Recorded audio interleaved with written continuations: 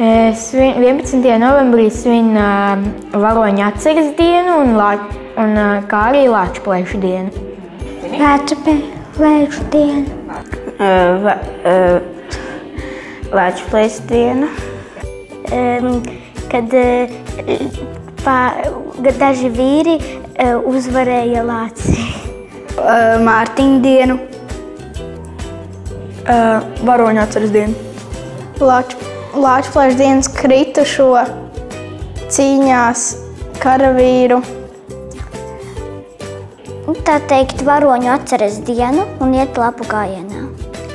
Man liekas, ka kāds karavīrs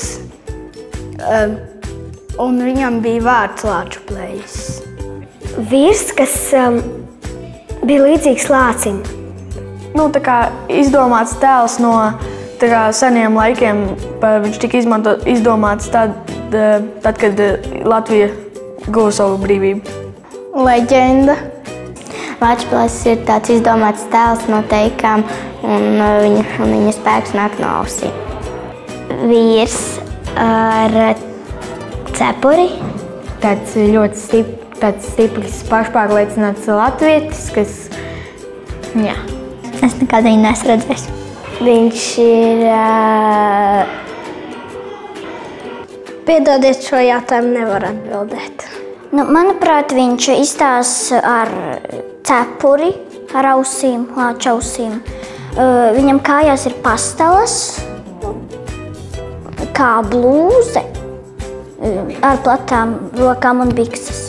Skolā mēs iededzam tā kā svecītes, bet mēs mājās neko nedaram. Uzdod kādu svecīti. Dažreiz piedalos gājienā. Viens pie otras staigājam ciemos.